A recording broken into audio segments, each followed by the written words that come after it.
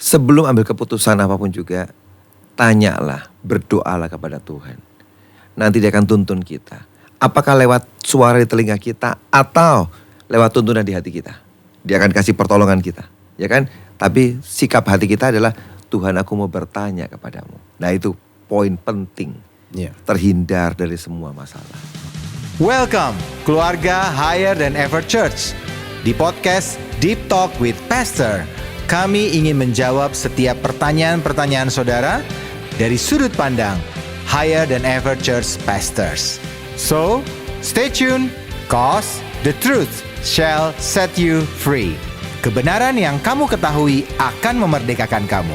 God bless. Shalom keluarga Higher Than Ever Church. Kita bertemu lagi dalam podcast Deep Talk with Pastor. The truth shall set you free. Kebenaran yang kita ketahui akan memerdekakan kita. Wah, bagaimana kabar saudara semua? Saya berharap semua baik-baik saja. Semua dalam hadirat Tuhan, dalam penyertaan Tuhan yang luar biasa. Dan hari ini kita akan membahas satu topik yang menarik nih saudara, yaitu when troubles comes. Waduh, saat masalah itu datang. Nah, apa yang harus kita siapkan dalam kehidupan kita supaya waktu masalah itu datang, kita sudah siap menghadapi segala sesuatunya.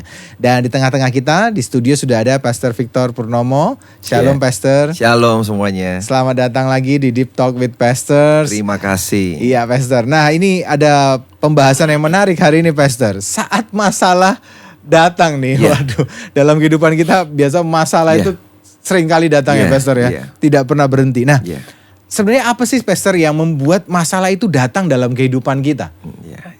Setiap manusia selama kita hidup pasti ada masalah. Jadi kalau udah gak pengen punya masalah, hati-hati. Artinya udah mati. Jadi selama masalah ada, artinya ya itulah normal. Dan seluruh manusia di dunia ini mengalami masalah. Cuman bedanya ada orang yang kena masalah yang besar, ada mungkin yang sedang atau ada yang kecil. Masalah tidak usah diundang, dia akan datang dalam kehidupan kita. Nah, penyebabnya ada beberapa penyebab sih yang membuat masalah datang. Yang pertama tentu karena kesalahan kita sendiri. Artinya kita ini memutuskan sesuatu yang salah, misalkan berbuat sesuatu yang salah, bertindak yang salah sehingga masalah itu datang. Dan banyak orang dalam kehidupannya memang buat itu karena kesalahan dia sendiri. Dia tidak minta Tuhan memimpin. Akibatnya muncullah persoalan dalam hidupnya. Contoh singkat. Untuk berumah tangga atau menikah, bagaimana supaya rumah tanggamu bisa tenang, bisa bahagia? Mesti doakan sungguh-sungguh pasanganmu. Jangan asal menikah. Ada banyak orang yang pokoknya aku suka, aku menikah aja. Akibatnya apa? Dia menciptakan problemnya sendiri. Pernikahannya kacau. Orang yang dipikir baik ternyata gak seperti itu. Makanya muncullah masalah baik di rumah tangga. Ya siapa yang salah? Ya dia salah sendiri. Kan kamu yang milih. Ya itu kamu yang memutuskan. Karena itu hati-hati dalam menentukan pilihan kita. Bekerja sama. Kita mau kerja apa? Dengan siapa kita bekerja? Ada banyak orang yang gak mikir, gak urusan. Sama siapa aja dia mau bekerja. Tanpa mendoakan. Akibatnya ketemu orang yang salah. Waktu sedang usaha, dia dijahatin. Dia ditipu. Ya sudah kamu yang salah. Siapa yang menciptakan persoalan? Ya kamu sendiri. Kenapa kamu gak dari pertama mendoakan sungguh-sungguh? Itu persoalan yang kita ciptakan sendiri. Tapi yang kedua, memang roh jahat. Nah banyak orang protes sih. Kok kita nyalain roh jahat? Loh, tapi gini, setan itu kamu percaya gak percaya akan selalu berusaha memberikan yang buruk buat kamu.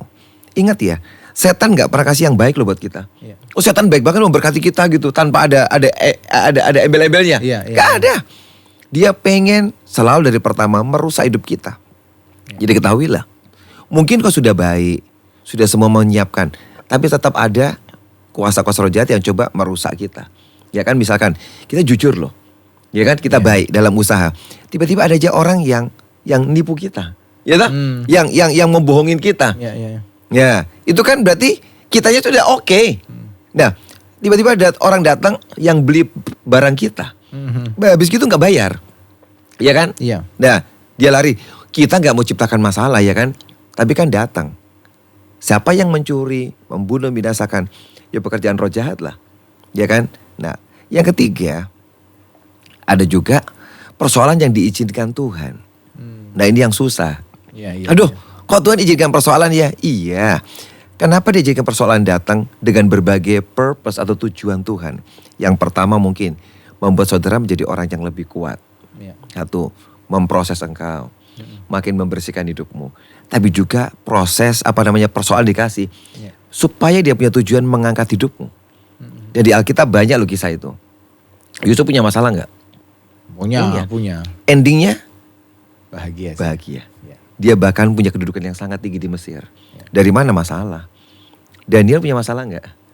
Punya juga. Besar banget masalah jiwa loh. Dilempar dalam lubang singa loh. Itu masalah paling besar lah. Dia bisa lewatin. Tujuannya apa Tuhan? Mempromosi dia. Sadra Mesak Abednego. Kita mau ngomong semua orang di Alkitab. Semua ngalamin masalah kok. Ada yang karena kesalahan kayak Daud ya kan? Iya. Yang dia berzina, gitu? Ya dia tanggung. Tapi ada yang Tuhan izinkan. Misalkan dia dikejar-kejar sama Saul mau dibunuh, ya kan? Iya. Tapi itu Tuhan izinkan supaya membuat orang ini menjadi orang yang kuat. Kalau satu kali dia menjadi raja, dia tidak akan mudah patah semangatnya. Karena dia sudah ngelewatin semua training Tuhan yang bagus. Jadi 3 sumbernya, Pastor Michael. Oke, Pastor Victor. Pastor Victor, ini ada pertanyaan nih. Kok Pastor saya ngalami kesusahan nih, apakah karena saya dulu karena jahat ya zaman dulu pernah juga nipu orang sehingga saya juga hari ini terima yang jahat, itu bisa juga Pastor atau gimana? Bisa, namanya orang tabur tuai. Dan kita orang-orang ini kita percaya Alkitab menulis ya, apa yang kamu tabur akan kamu tuai. Kalau kita tuh menabur semua kebaikan, ya kan? Kita nolong orang, berbuat baik pada orang, mengasihi orang. Lah kita pun akan menuai kebaikan itu. Tapi yang buruk yang kita tabur, ya kita juga akan menerima.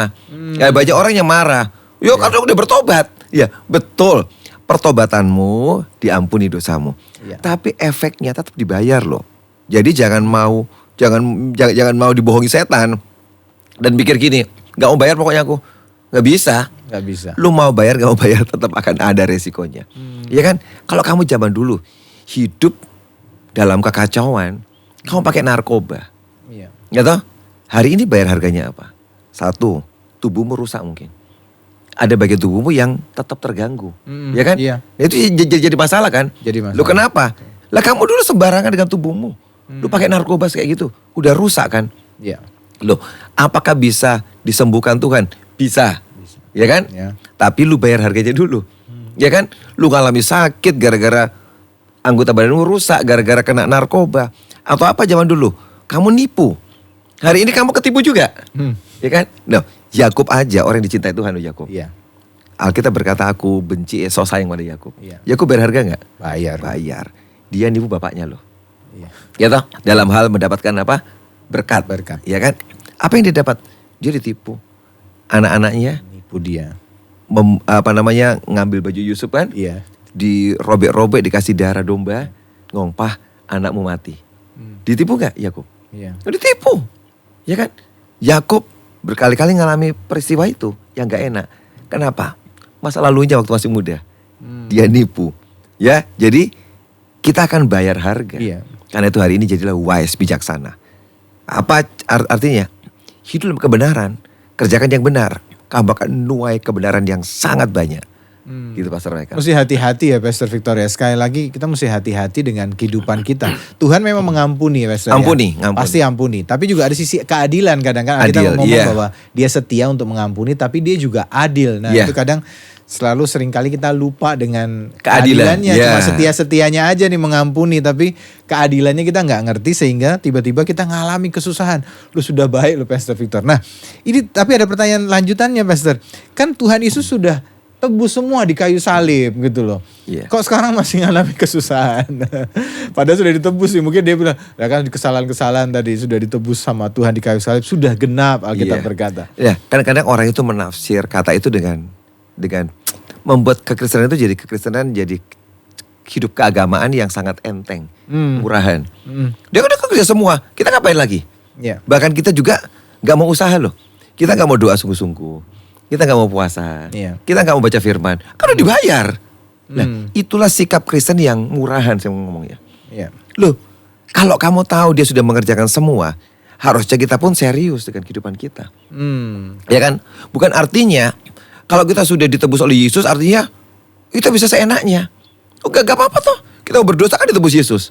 Iya. Kuasa darahnya kan hebat. Kita mau hidup sembarangan kan udah tebus. Nah, itu cara pikir yang kacau loh. Setan menyesatkan kita dengan pola pikir kayak gitu loh. Iya, iya. Dan itu termasuk penyesatan loh. Iya. Bagi saya loh penyesatan. Karena dia memutarbalikkan firman sehingga kekristenan itu jadi agama yang murahan. Padahal enggak loh. Dia pengen hidup kayak kita benar dalam kekudusan. Kalau udah bayar semua ngapain kita dalam kekudusan? Iya. Ngapain kita buat ini buat itu? Gak perlu lagi. Ngapain mesti doa puasa? Gak perlu tuh. Sudah dibayar semua kan? Iya. Dan itu pola pikir yang menyesatkan. Hati-hati loh. Karena itu kalau betul. Karena semua yang kita kerjakan itu tidak menyelamatkan kita. Iya. Nah itu. Yesus mengerjakan yang pokok. Dengan dia mati, dia selamatkan kita. Iya. Itu pokoknya. Tapi ada hal-hal kecil yang perlu kita ikut untuk ambil bagian dalamnya. Ya kalau kita saja malas gak mau. Ya sudah. Lu ngalami semua problem, masalah. Gitu, ya kan? Iya betul. Pastor ini tanya lagi nih. Kalau anak saya ini pastor malas sekali. Bagaimana nih? Soalnya saya takut nanti dia hidupnya menderita ini nanti nih kalau kemalasan. Bagaimana pastor ini menghadapi kemalasan kata salah satu. Saya rasa juga sifat jelek kedagingan kita ya pastor yang membuat kita tuh jadi kesusahan gitu loh. Di Amsal juga sudah katakan itu bahwa kemalasan akan mendatangkan kemiskinan dan penderitaan. Bagaimana tuh pastor mengatasi kemalasan itu? Ya betul gini. Anaknya ini malas sekali. Karena gini, kadang-kadang kita ini orang tua ya. Kita mengenakan standar yang berat buat kehidupan kita. Iya. Kita zaman dulu kita ini mau kerja keras. Iya. Kita semua lagi susah hidup kita kan. Pas-pasan. Jadi semua kita kerjakan dengan sangat serius. Kita kerja sungguh-sungguh. Kita ya membantu orang tua kita, apapun kita kerjakan. Dan kita berjuang untuk kita maju. Akhirnya kita maju. Waktu itu sudah sukses berhasil atau lumayan. Kita punya anak-anak. Maka anak kita itu tidak ngalami lagi yang kita alami. Disitulah letak gapnya. Ya kan? Sehingga kita dulu berjuangannya keras. Anak-anak kita lebih enteng. Karena ada fasilitas, lebih punya duit, lebih enak semua. Dulu kita ke sekolah jalan kaki. Sekarang harus diantar mobil. Waris. Tiba-tiba anak-anak ini kita menciptakan sebuah keadaan atau kondisi yang santai, yang nyaman. Makanya terjadi apa? Malas. Hari ini dulu kita gak ada pembantu, kita yang kerja. Sekarang ada pembantu yang ngerjain. Anak-anak nganggur. Saya di rumah jauh marah-marah. Ya tegur anak saya, lu udah mau kerja awas kamu ya. Lu bener. Itu problem kita bersama. Kenapa? Karena hidup kita lebih enak mungkin, lebih mapan. Iya. Zaman saya kecil, semua kita kerja sendiri. Gak ada pembantu. Saya mesti nyuci pakaian, saya mesti nyetrika, mesti bantuin masak. Semua cuci piring, harus ke sekolah jalan kaki. Sekarang, enggak.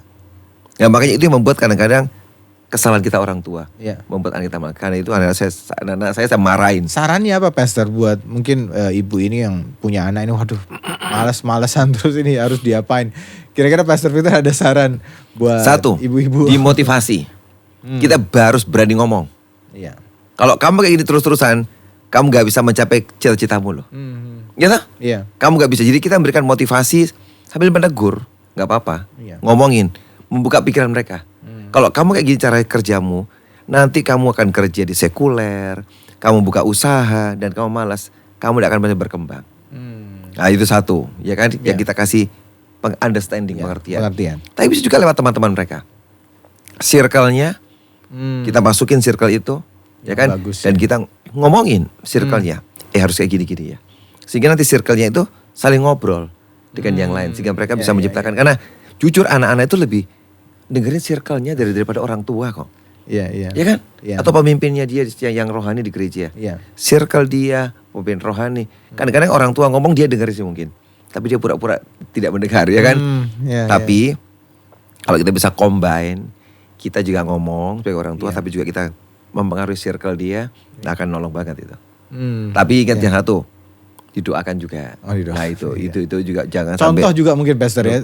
Orang tuanya juga harus jadi contoh bahwa juga orangnya juga rajin. Iya. Gitu. Orang tuanya memang tidur-tiduran. Nah kalau orang tuanya malas sih gimana bisa rajin? Dia main game sendiri, tuh anaknya suruh rajin kan juga susah ya. Saya bisa ngomong ke anak-anak saya karena saya kasih contoh. Mereka lihat papinya kayak apa.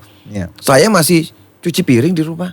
Saya masih bersihin rumah. Dan mereka lihat, wah papi kayak gini. Saya bilang, kamu ya jangan saya malas ya. Karena saya memberikan contoh. Gitu, sambil ngomong juga menjelaskan gitu. Nah, ini lagi nih Pastor, ada yang bertanya lagi nih Pastor.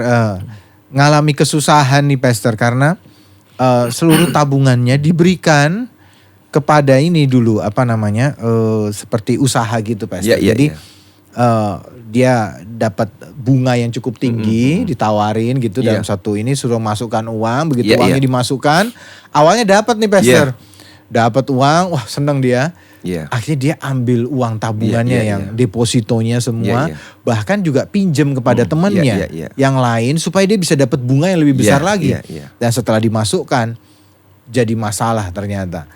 Karena pengen cepet kaya nih Pastor. Nah sebenarnya pengen kaya itu gimana sih Pastor? Sampai memasukkan orang, Timotius berkata memasukkan orang dalam penderitaan yang mengerikan sekali. Gimana Pastor? Sebenarnya pengen kaya gak boleh. Alkitab berkata kalau kamu ingin kaya akan jatuh dalam berbagai-bagai pencobaan. Tapi kalau jadi kaya gak apa-apa. Oh gitu. Ini ingin. Nah itu gak boleh. Kalau jadi kaya jadilah diberkati Tuhan. Oh, it's okay. Oke. Ya.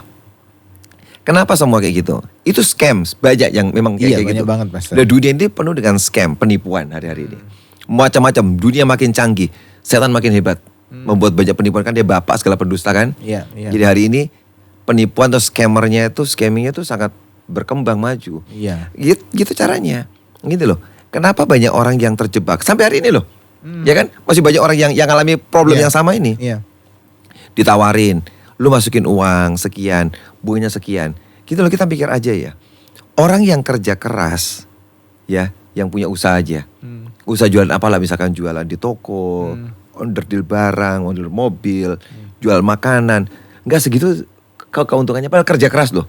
Tiap hari mesti bangun pagi, punya sales, dia mesti buat kue mungkin atau buat ini. Itu aja gak segitu keuntungannya.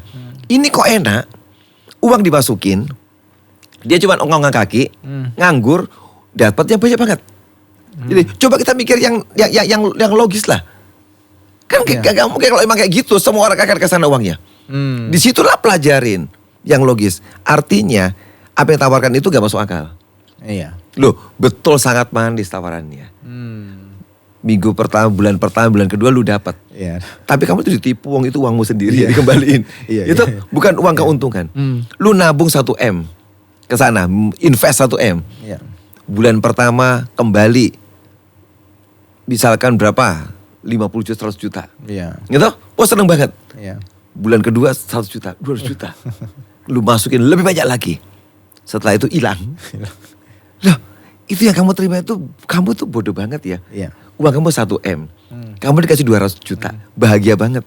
800 diambil dia pergi. Dan orang itu mau, itu makanya serakah itu membutakan mata. Tapi dia udah telat. Ya kan? Udah telat. Tapi ini pelajaran mahal. Pelajaran yang harus dibayar dengan mahal. Ingat, gak ada yang mudah kok di dunia ini. Semua perlu sebuah perjuangan. Ya kan? Bahkan hari ini yang kripto itu apa? Oh iya, itu juga lagi ribut besar. Bitcoin.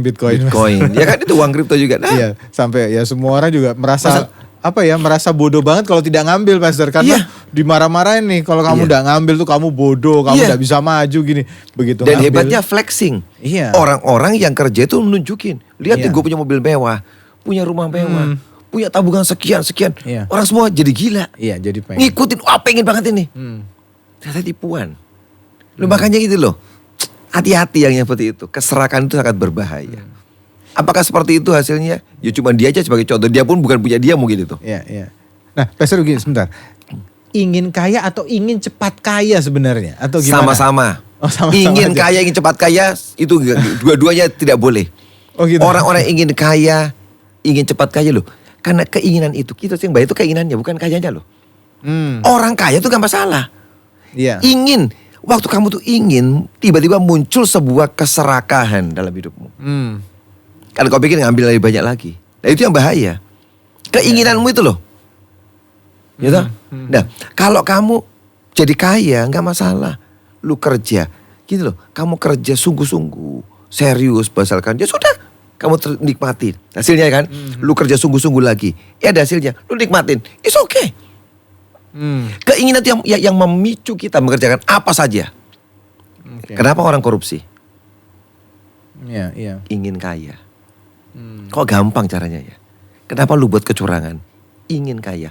Kenapa orang mencuri? Bisa juga karena ingin kaya. Ada berapa pencuri yang kedapatan dia nyuri berlian, nyuri emas tuh di toko emas. Setelah ketahuan korbannya bagus ya. Lu kurang apa? Ya kan? Tapi ingin tuh loh yang sangat berbahaya. Karena itu kuasai keinginan kita. Dikuasai. Nah, misal gini Pastor, orang dalam suatu pernikahan pasti ya. Pernikahan mereka kerja misalnya, bisnis. Tentu kan ada yang itu tadi ingin kan juga. Ya pengen usahanya berhasil, pengen juga tentu punya tanda petik uang yang banyak. Nah berarti apakah itu sudah masuk dalam kategori salah juga di hadapan Tuhan? Gini atau nih batasannya seperti apa supaya mungkin jemaat juga Saya mau kasih tahu yang salah itu keserakahannya. Hatimu jadi serakah. Oke. Selama kamu mau kerja keras, serius sungguh-sungguh bekerja, kamu diberkati itu otomatis. Oke. Itu kamu kerja keras. Jadi nggak ada salahnya. Tapi kalau hatimu tiba-tiba jadi serakah, bagaimana ya? Lu tidak mau step by step, ya kan? Langsung pengen loncatan yang tinggi banget. Lu pakai segala cara pokoknya. Gua pokoknya harus dapat uang banyak ini. Nah itu dia penyebabnya kamu jatuh dalam berbagai-bagai jebakan, berbagai persoalan. Kalau kamu kerja keras dan uangnya masuk, it's okay, normal. Kamu kerja keras kok, serius kamu doa ke Tuhan kok, tidak salah itu. Dan kita harus kerja keras, jangan malas, jangan santai. Siapa aja termasuk pendeta juga, nggak salah. Pastor Victor, coba batasannya kira-kira seperti apa nih? Biar jemaat juga mengerti, nangkap dengan jelas sih masalahnya. Ingin kaya yang tadi yang kita berkata bahwa ini berbahaya sekali. Salah satunya pengen cepat ya, pasti kekayaan yang pengen cepat. Nah, batasan-batasan kira-kira nanti jemaat tahu nih, oh ini sudah berbahaya nih buat saya. Sedang atau ini masih tanda petik ingin dia pengen berhasil, pengen usahanya lihat berkembang, pengen jadi 10 mungkin usahanya. Dengan itu yang aman, dengan yang berkata tadi Pastor Victor berkata, wah ini sudah berbahaya nih. Alkitab berkata kamu bisa jatuh dalam berbagai macam pencobaan. Alarmnya apa nih Pastor? Biar jemaat juga mengerti alarm yang kira-kira oh ini sudah bahaya nih dengan sikap hatimu, bahaya dengan cara kerjamu atau gimana. Salah satunya tadi kan sudah pengen cepatnya tidak mau lewati proses, pokoknya gitu. Kedua, tabrak cara-caranya sembarang boleh tabrak aja. Tabrak semuanya. Apa kira-kira lagi Pastor? Ya, gini, kalau saya lihat ada orang-orang kaya ya, yang mereka kerja itu sangat tenang dan santai. Mereka tidak ngejar kekayaan. Aku pengen pokoknya kerja yang serius. Wah, hasilnya luar biasa loh ini. Gue gak nyangka loh. Ya makanya ngomong gitu. Loh, kenapa? Karena hatinya itu tidak terpicu oleh keserakahan. Aku mau kerja serius. Nah itu yang harusnya. Do the best dalam kerjaanmu. Jujur. Semua dengan integritas. Itu kamu kerjakan semua bisnis kamu dengan hati yang jujur, ketulusan, kerja keras, serius. Kamu akan dapatkan hasil. Ya itu memang seimbang. Nah, tapi ada orang yang bukan itu targetnya. Kaya. Kalau aku kaya aku bisa ini. Kalau kaya bisa gini-gini. Nah, itu yang memicu dia. Jadi dia kerja itu dia gak urusan mau serius mau enggak. Targetnya dia bagaimana uang banyak. Itu salah. Yang satu fokusnya bagaimana kerja dengan baik. Sehingga menghasilkan. Yang satu sembarang aja. Pokoknya targetku duit. Itu yang berat. Yang susah. Yang tahu siapa? Kamu sendiri. Selidiki hatimu. Aku ini lagi ngapain nih sekarang hatiku? Rakus gak aku? Serakah gak? Atau aku mau kerja yang the best? Aku jujur. Gak melakukan kelicikan. Tiba-tiba diberkati. Dan dia enjoy. Karena dia tidak mengejar itu. Dia kerja dengan ketulusan, kejujuran, integritas. Justru orang-orang gitu. Itu yang berkembang loh kerjaannya. Yang maju loh. Ya kan? Karena target dia. Aku tuh uang itu nomor 2. Bagaimana aku servis orang. Bagaimana aku layan dengan baik. Justru yang gitu tuh sukses. Nah itu yang hati-hati. Hati kita. Iya. Karena banyak orang sekarang juga kalau sudah kerja lupa sama Tuhan. Iya. Nah itu yang berikutnya juga. Iya. Justru kalau kita kerja sangat rajin sampai lupa Tuhan. Ada yang salah sama kita. Karena berkat dari Tuhan. Ya kan? Karena itu kerja keras boleh. Tapi ingat jangan lupakan Tuhan. Gak bisa lagi aku persekutuan. Gak bisa ke gereja. Kenapa? Sibuk. Nah itu hati-hati. Ada orang menyesal. saking sibuknya uangnya banyak akhirnya, ya toh? Terus tiba-tiba jatuh sakit masuk ICU. Semua hasil kerjanya harus bayar ICU. Nah, ngapain? Gitu? Lu kerja keras oke. Tapi kita juga harus pikir, pakai logika. Jangan sampai aku sakit. Ya kan? Boleh kerja keras harus. Tapi jangan sampai kerjaan itu membuat kamu sakit. Kamu stres, depresi. Akibatnya apa? Uangnya hasil keuntungan buat ngobatin kamu. Nol lagi. Iya kan? Pokoknya katanya adalah serakah itu ya Pastor. Itu kuncinya. Itu kuncinya di kata serakah itu. Kalau orang sudah serakah biasanya gelap mata tuh Pastor. Semua dibuat, semua dikorbankan hanya demi mendapatkan kekayaan itu tadi. Oke Pastor, ini ada yang bertanya nih. Lot kan orang yang baik nih Pastor. Ya kan, dia orang yang baik. Ya di Ibrani juga menjelaskan kayaknya ya tentang Lot itu bagaimana dia menderita. Nah, tapi kemudian dia juga akhirnya kemudian mendapatkan hukuman. Di tengah-tengah karena dia ada di tengah-tengah orang yang dihukum. Pertanyaan gini, apakah nanti kalau saya ini ada di lingkungan yang bermasalah nih Pastor, mungkin di sekitar rumah saya orang-orang yang gak percaya Tuhan, orang-orang yang meninggalkan Tuhan, apakah saya juga bisa kayak Lot ini bisa kena hukuman nih Pastor, atau apa yang harus saya lakukan? Ini ada pertanyaan. Kalau buat kita hari ini hubungannya adalah kamu punya pilihan-pilihan yang salah. Kamu orang baik, milihnya salah. Orang baik milih salah. Misalkan contoh sederhana aja gini nih. Kamu milih tinggal di daerah yang banjir, lu beli rumah di daerah banjir. Lu sudah tahu? Kamu orang baik nih. Tapi kamu cari rumah di daerah banjir. Pas banjir datang, apakah rumahmu aman? Wah, aku semua kan aku ini orang baik. Seluruh kampung banjir kecuali aku orang baik. Enggak lah, banjir kena semua. Karena emang daerah itu daerah banjir. Ya kan? Kayak Lot. Dia orang baik, cuma salah pilih lokasi. Kenapa dia pilih Sodom, tempat orang berdosa? Ketika Tuhan memang menghancurkan tempat dosa itu, ya dia kena akibatnya. Walaupun dia lolos, tapi dia kan habis semua. Apa kita mau? Kamu tok yang hidup tapi semuanya habis. Ya gak mau lah. Makanya orang baik itu mesti punya pilihan-pilihan yang tepat juga. Jangan sampai kamu salah milih. Bergaul dengan siapa. Lu ada orang baik, dia bergaul sama orang-orang yang kacau hidupnya. Dia kena juga efeknya. Karena kamu salah pilih. Gitu. Karena itu mesti hati-hati dengan circle kita, istilahnya circle kita ya. Teman-teman. Karena gini, jujur ya. Alkitab juga ngomong, pergaulan yang buruk merusak kebiasaan yang baik. Nah, kalau kamu itu baik, kamu bergaul sama orang yang buruk terus. Lebih gampang yang buruk masuk daripada yang baik masuk loh. Jujur, kalau kamu bergaul sama orang baik, bisa gak dipengaruhi? Bisa. Tapi prosesnya lebih susah. Lebih gampang masuk yang buruk dalam kehidupan kita daripada yang baik. Karena itu ya sudahlah, aturlah yang bagus, pilihanmu yang tepat. Jangan sampai kayak Lot. Orang baik salah milih, ya itu kena efeknya. Nah, tapi ini apakah itu tadi bisa ngomong di rumah saya, misalnya di sekeliling rumah saya, orang-orang yang nggak percaya bukan itu Pastor ya? Bukan itu. Nanti jadi pindah semua enggak? Bukan itu. Bukan ya Pastor. Nah, karena kalau kamu itu, misalkan kamu tinggal di sebuah daerah yang belum percaya orangnya, bukan anak Tuhan. Justru itu kesempatan kamu jadi berkat di sana. Nyata, jadi berkat. Kalau kamu bisa berikan pengaruh baik loh, ya kan? Jangan sampai kamu tinggal di daerah itu, terus kamu juga terpengaruh. Misalkan nih, di daerah orang yang ngomongnya tiap hari kotor, ngomong kasar, karena mereka orang-orang yang memang seperti ya berpendidikan rendah mungkin ya. Ngomong kasar, ngomong jelek. Kamu tinggal di sana, terus kamu tiba-tiba ketularan juga. Ngomong kasar, ngomong jelek. Ya bukan jadi bagus, jadi jelek toh. Gitu. Karena itu hati-hati. Gitu loh. Tapi kalau kamu jadi berkat di sana, dengan kehadiranmu mengubah orang-orang yang ngomongnya kasar, kotor, perilaku yang gak benar, dengan kehadiranmu mereka berubah. Puji Tuhan, harus jadi itu. Karena kami kekuatan dalam roh. Iya Pastor.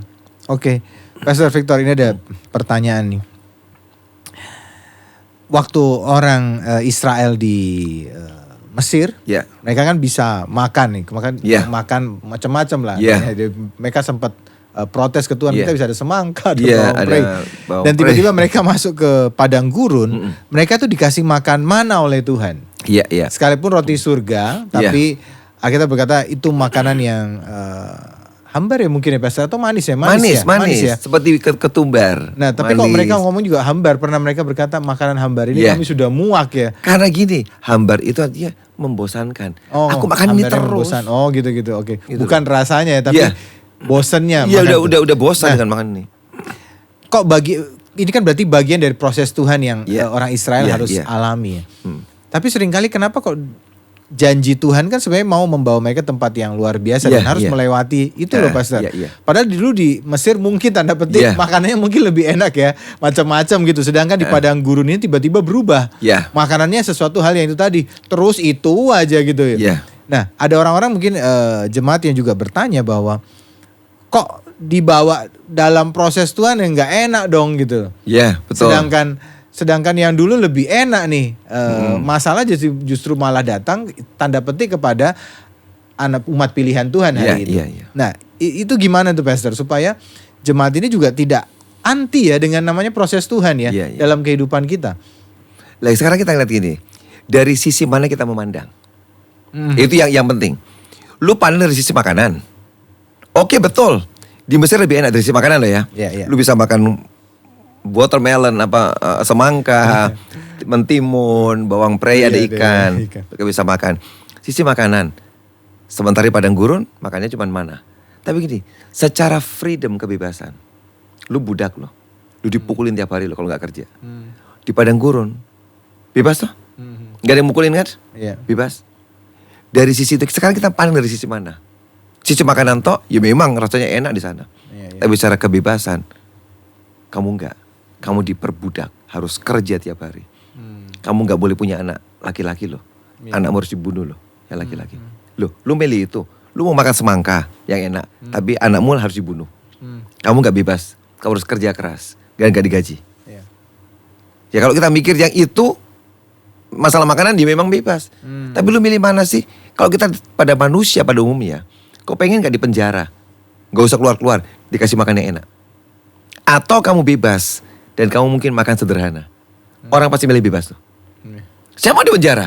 10 tahun, 20 tahun. Tapi makanannya enak loh. Kamu gak bisa ngapa-ngapain kok. Nah kita lihat dari sisi pandang mana. Kalau cuma makanan ya memang. Nah tapi kenapa sebenarnya secara makanan juga. Apakah emang Tuhan pengen mereka 40 tahun di padang gurun? Bukan loh. Kesalahan mereka. Karena mereka terus protes, mereka komplain, harus hidup jalan yang pendek buat Tuhan. Mau dibuat dalam proses yang cepat. Cuma mereka gak terima dengan proses itu. Makanya diperpanjang. Sesuai dengan hari engkau bersungut-sungut demikian sekian tahun lah kamu akan di padang gurun. Artinya sebenarnya planning yang sempurna gak lama. Cuma ngelewatin sekian puluh hari. 15 ke 20 hari selesai. Karena kamu komplain, marah-marah, udah diperpanjang.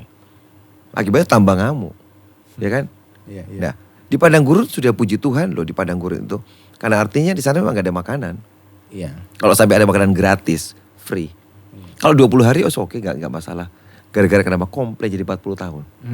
Itu membuat mereka hambar gak enak dan mereka marah dan mereka ngamuk. Itu bukan planning Tuhan yang sempurna kok. Sekian hari tok harusnya jauh sempurna. Ngelewatin proses itu.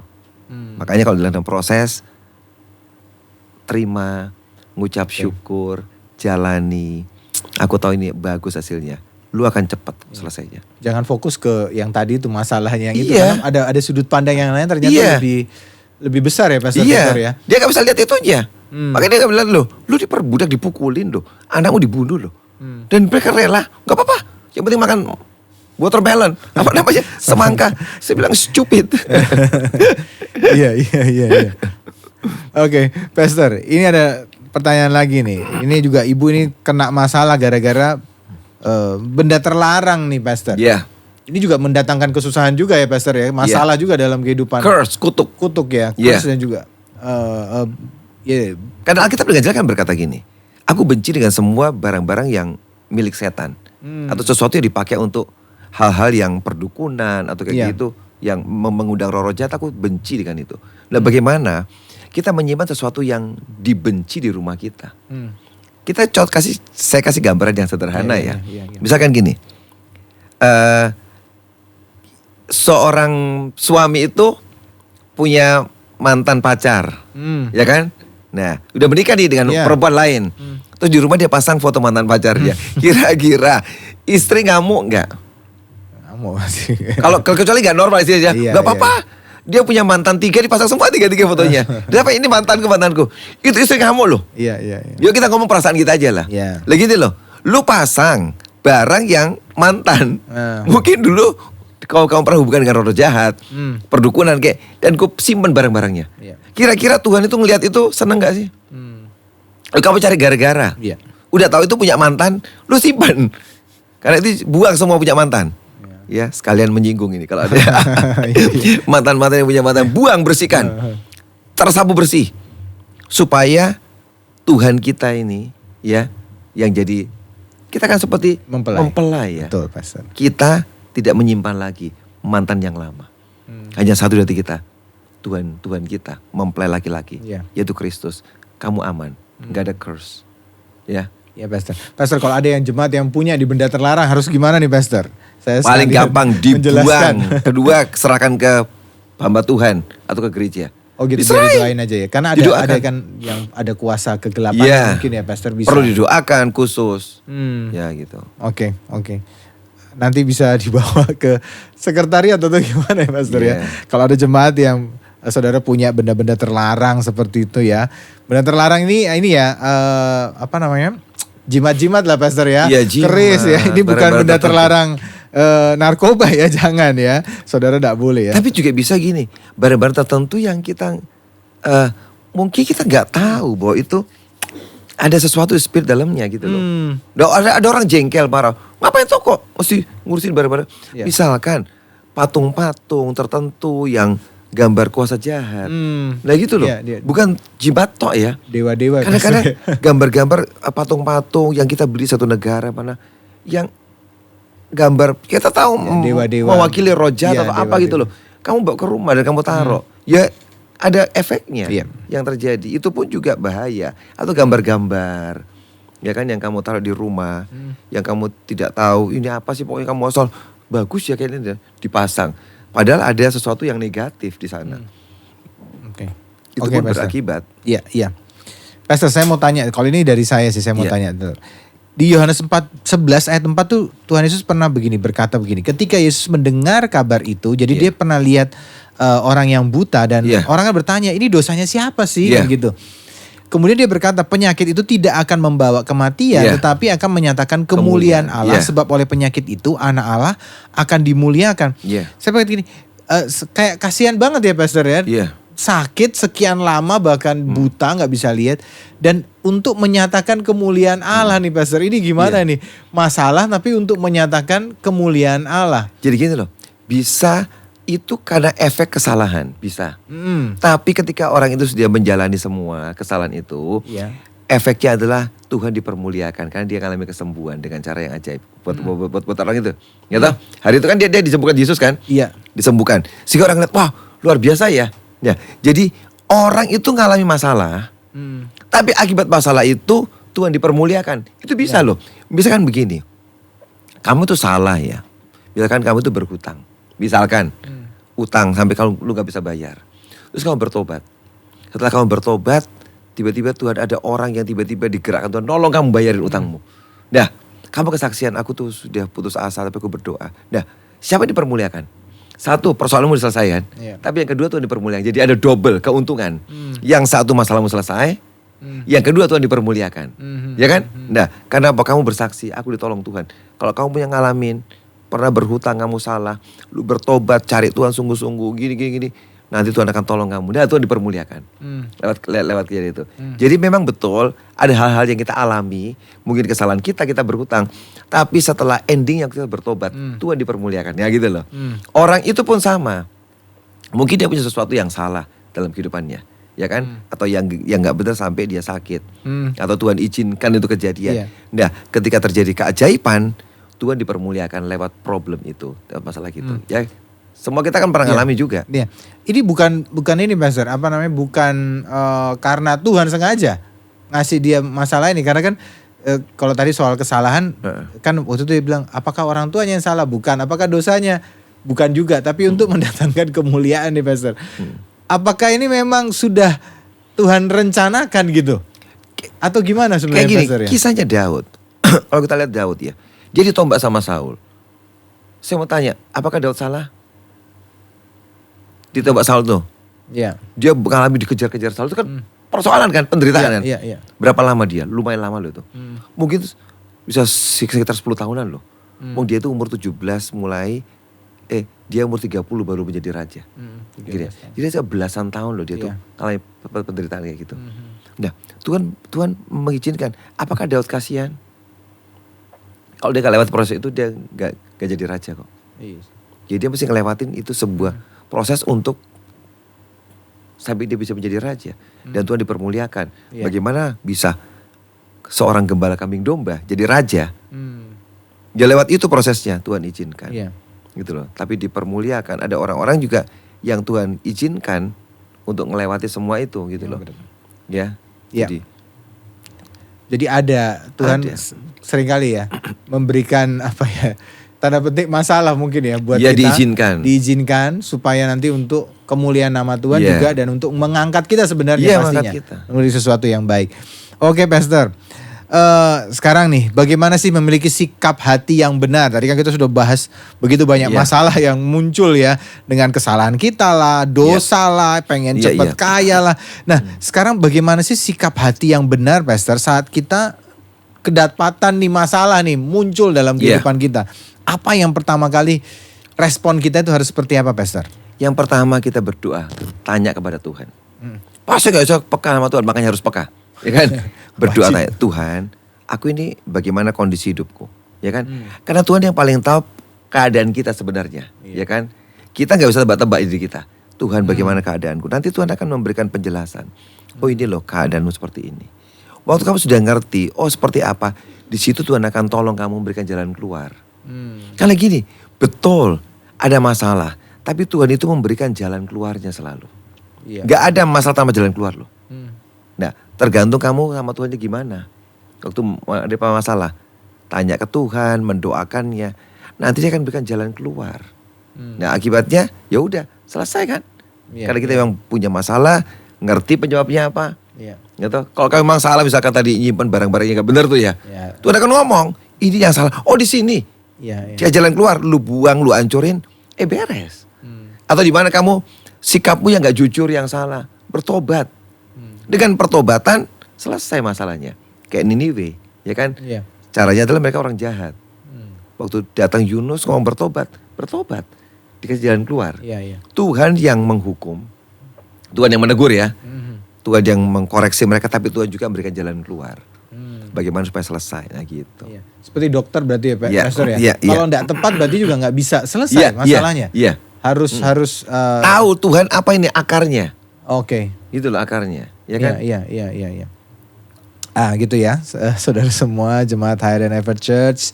Jadi sikap hati yang pertama tanya ya. Mendoakan Tuhan, mendoakan. Apalagi Pastor? Bersyukur kita. Nah, ketika sedang punya menghadapi persoalan, jaga hati kita, jangan kecewa sama Tuhan. Ada banyak orang ketika melewati persoalan, dia marah, dia kecewa. Padahal dia belum tahu endingnya. Udah terlalu dini marah, kecewa sama Tuhan. Ya kan? Padahal Tuhan kadang-kadang pengen memberikan yang lebih baik. Sadrak Mesach Abednego itu hebat loh. Sadrak Mesach Abednego di tengah dapur api yang menyala, dia ngomong, kalau Tuhan mau tolong aku, dia akan tolong aku. Seandainya tidak, aku tidak akan menyembah patung ini. Justru di situ Tuhan lihat ini orang radikal ini. Hatinya bagus. Ditolong sama Tuhan. Apinya jadi dingin. Gak membakar mereka. Oke.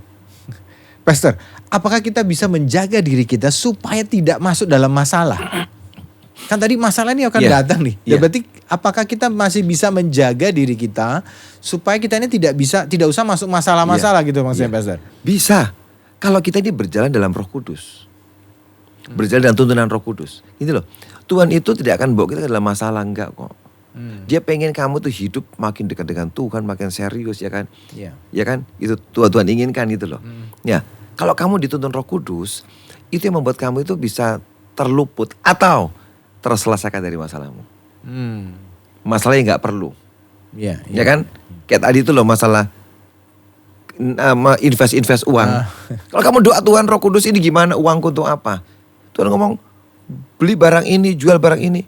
Wah, malah kamu dapat keuntungan. Mungkin Tuhan ngomong beli emas zaman dulu ya kan. Lu belum beli emas. gila-gila. Turun lagi. Tapi yang turunnya gak seberapa. Sekarang turun lagi. Ya kan, beli itu, dapat keuntungan. Ya. Kalau kamu gak ditonton, lu masukin ke invest, terus ditipu orang, hilang loh. Tapi apakah Tuhan pengen kamu ditipu? Enggak loh. Ya. Kalau kamu tanya Roh Kudus, minta pimpinan Roh Kudus, dia akan mengarahkan kita. Sehingga tidak usah mengalami masalah yang tidak perlu. Ya. Tapi ada masalah yang Tuhan pandang perlu. Yang dilihat, kalau ini bagus ini, kalau ini nggak dapat masalah dia akan stuck. Aku izinkan terjadi ini. Kamu mau tanya Roh Kudus terus tetap jalan di tengah masalah, tetap jalan dengan Roh Kudus. Kamu akan diangkat tinggi. Orang-orang semua di Alkitab diangkat tinggi loh. Si Yusuf diangkat tinggi, Daniel, Daud, Sadrak Mesak Abednego, semua orang-orang itu, Hana, ya kan, Ruth, Naomi, semua itu diangkat tinggi di tengah masalah loh. Oke. Berarti salah satu itu tadi ya, sikap hati waktu kita memandang masalah itu jangan suudzon dulu orang bilang gitu. Jangan tiba-tiba wah ini jelek nih, berpikir negatif tentang dulu. Tuhan. Ternyata itu sesuatu hal yang bisa baik juga buat kita orang-orang Kristen yang percaya ya Pastor ya. Nah, Pastor ini saya mau tanya ini, apa yang harus saya lakukan saat menunggu pertolongan Tuhan? Saya sudah bertobat nih, ada masalah datang, saya sudah mengecek bertobat. Di masa penantian itu, kira-kira apa yang harus saya lakukan? Karena seringkali, saya nggak tahu ya, tapi seringkali kita kan nantinya lama nih Pastor ya. Pertolongannya kok nggak datang gitu, bagaimana tuh Pastor? Apa yang harus saya lakukan? Saya tuh kan pernah khotbah satu bagian itu tentang ruang tunggu. Bagaimana kita itu menantikan mujizatnya, ya kan? Kok sampai tiba giliran antri, dipanggil. Ya kan kalau kita di ruang tunggu dokter rumah sakit kan nunggu kapan ya jadwalku ya, dipanggil dokter, diperiksa, oh kamu di sini dikasih obat, sembuh, ya kan? Iya. Nah, kalau antriannya panjang, kalau lama banget ini, nah, bagaimana caranya? Bisa kita ngeblong. ini bisa cepat, gitu.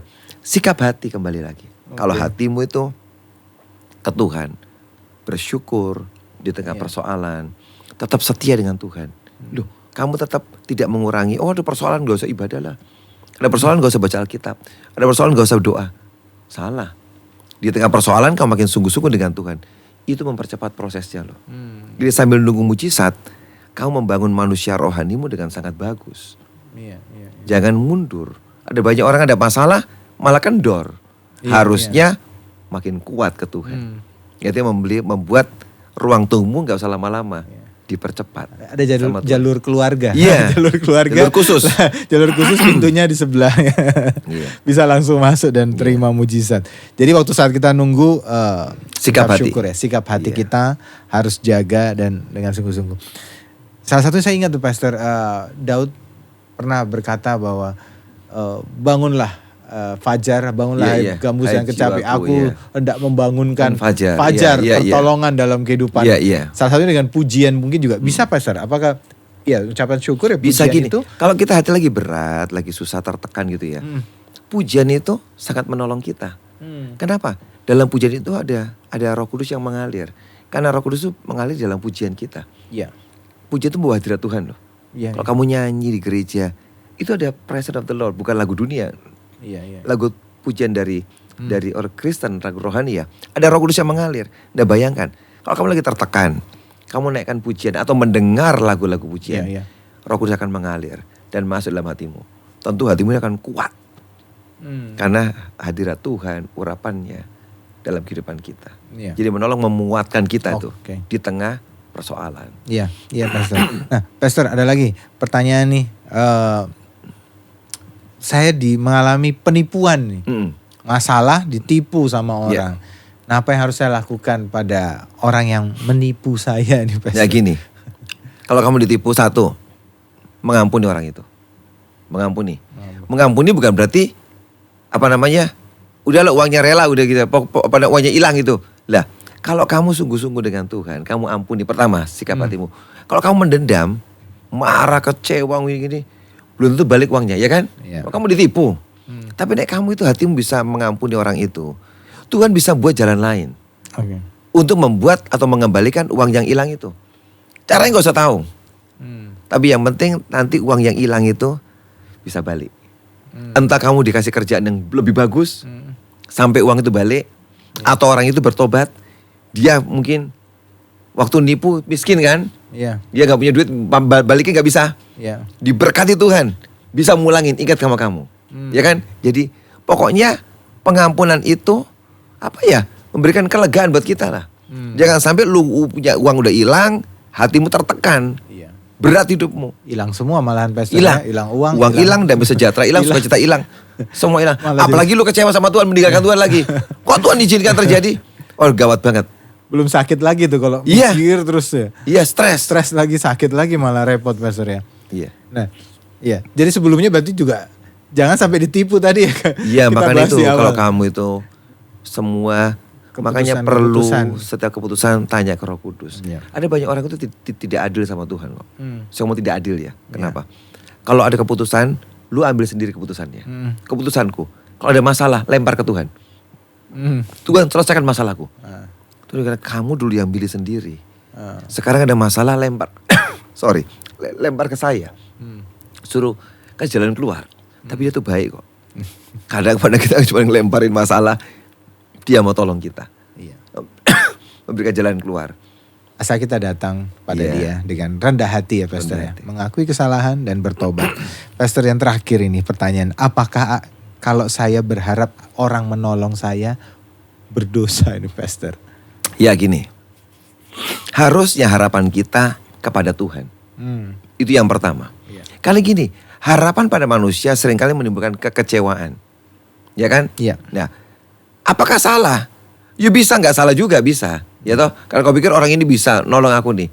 Tapi belum tentu dia mau nolong saudara ya kan? Iya. Makanya paling bagus berharap ke Tuhan. Berdoa ke Tuhan. Terserah Tuhan mau gerakkan siapa aja. Kadang-kadang saya ini sering kali ditolong dengan orang-orang yang saya gak pernah berpikir bahwa orang itu bisa nolong. Iya. Justru orang yang kita gak pernah bayangkan, gak pernah mikir, gak pernah nganggap dia yang nolong. Sementara yang kita harapkan gak nolong. Iya. Ya tak? Karena itu supaya kamu menghindari dari kekecewaan, berharaplah, berdoalah kepada Tuhan. Biarkan Tuhan yang bekerja. Iya. Kalaupun dia mau pakai orang itu silakan Tuhan. Tapi bukan hatimu ke orang itu. Iya. Dan tiba-tiba kamu lupakan Tuhan. Tuhan tersinggung. Iya. Oh, orang itu lebih hebat dari aku ya. Oke, silakan. Iya. Malah justru gak ketolong. Tapi kalau kamu itu berharap ke Tuhan, malah dia akan menggerakkan siapa aja untuk menolong persoalanmu. Biasanya masalah duit ini. Iya. Kan? Malah kita jadi nggak beban ya Pastor ya. Kalau kita minta ke orang kan jadi beban, kayak seperti orang yang utang malahan ya kan. Tapi kalau Tuhan yang menggerakkan sendiri kan, justru malah kita tidak akan terbeban dengan itu ya Pastor ya. Oke Pastor Victor, terima kasih buat hari ini.